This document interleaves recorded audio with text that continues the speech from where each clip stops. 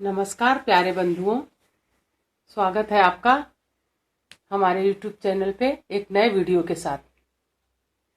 ठीक है, आशा है आप इंतजार भी कर रहे होंगे क्योंकि ये लिंक उसी से जुड़ा हुआ है। कल हम जाने थे आत्मा और परमात्मा का रहने का स्थान, आपको क्लियर हो गया और बहुत सी कड़ियां सुलझ गई होंगी। अब आप जानेंगे कि आत्मा और परमात्मा के मिलन में बाधा क्या है।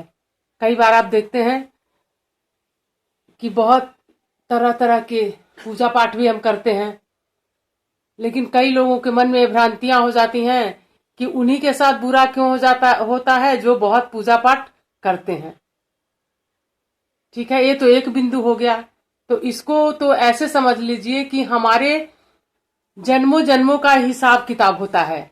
एक जन्मों से कुछ भी नहीं होता है और अलग अलग खाता होता है। जब हमारे साथ अच्छा हो रहा है तो ये सोचिए आप कि हमारे पुण्यों का खाता खत्म होने वाला है, जल्दी से इसमें और धन जमा करो। कौन सा धन जमा करो? पुण्य रूपी धन जमा करो।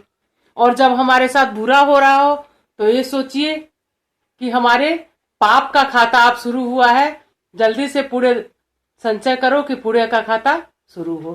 तो ये पाप पुण्य का हिसाब तो कई जन्मों के बंधन से होता है। तो ऐसा हमें नहीं कहना चाहिए कि जो अच्छा करता है उसके साथ बुरा होता है और जो बुरा करता है उसके साथ अच्छा होता है। जनरली सब लोग कहते हैं ना कि वो इतना बुरा कर्म कर रहा है, उसका कुछ भी खराब नहीं हो रहा है। तो प्यारे बंधुओं, ये आप समझिए कि उसका खाता कौन सा शुरू है? पुण्यों का खाता शुरू है। भले वो कर्म खराब किया है, लेकिन कई जन्मों का हिसाब किताब होता है जो आज हमें मिलता है। अब जो अच्छा कर रहे हैं तो खाता है, तो और सबका सभी हिसाब किताब जो है टाइमली अलग अलग होता है। किसी पाप कर्मों का हमें दंड तुरंत मिल जाता है, कई का कई जन्म लग जाते हैं। जैसे हर बीज का फलीभूत होने का टाइम पीरियड एक नहीं होता है। चने का बीज 2 दिन में वो अंकुरित हो जाएगा, आम का वृक्ष 10 दिन में। तो ऐसे कर्मों का भी अलग अलग हिसाब किताब है। ठीक है, इधर न जाकर के आज आपको हम बताएंगे कि आत्मा परमात्मा का मिलन और उसमें बाधा क्या आ जाती है। ठीक है, तो देखिए हर ग्रंथों में भी ईश्वर के महावाक्य हैं कि मोह कपट छल छिद्र नभा, तुलसीदास जी भी। तो ऐसे बच्चों जैसे ईश्वर को क्या पसंद है?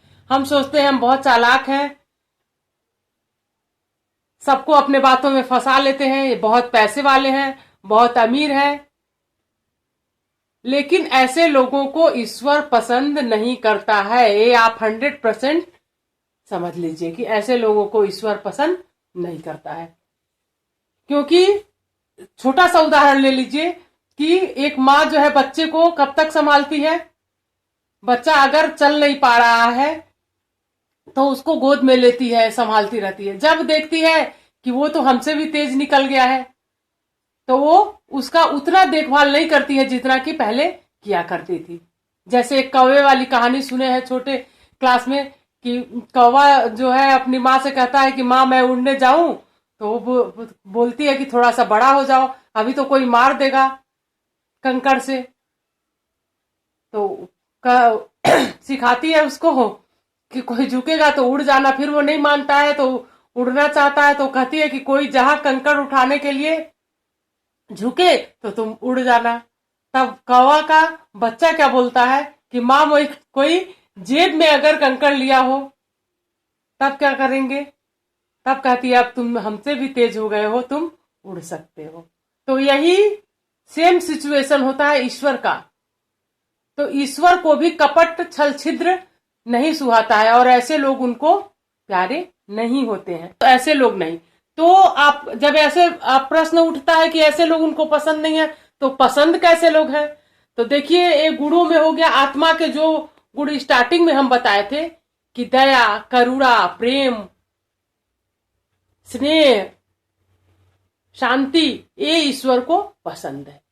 ठीक है, अगर हम किसी के प्रति भी दया भावना रखते हैं तो ईश्वर को पसंद करते हैं। या इसमें इतनी शक्ति है, क्षमा करने में इतनी शक्ति है, या दया भावना में इतनी शक्ति है कि किसी भी व्यक्तित्व को हम चेंज कर सकते हैं। जितनी हमारी मोरल कहानियां है, ये सभी मानवीय गुण, एक तरफ मानवीय गुण है और एक तरफ मानवीय अवगुण। मानवीय गुण से मतलब है जो सतयुग में आप सुनते हैं कि गाय और सिंह एक साथ पानी पीते थे, किसी को परेशानी नहीं होती थी। वहीं कलयुग में क्या है कि रावण, काम, क्रोध, लोभ, मोह, अहंकार, ये सभी आत्माएं पतित हो चुकी हैं, यानी ये बुराइयां 100% लोगों में आ चुकी हैं। तो ऐसे लोगों को ईश्वर, तो इसमें भी ईश्वर बताते हैं कि हमें क्या करना है, उनके मिलन के लिए क्या करना है।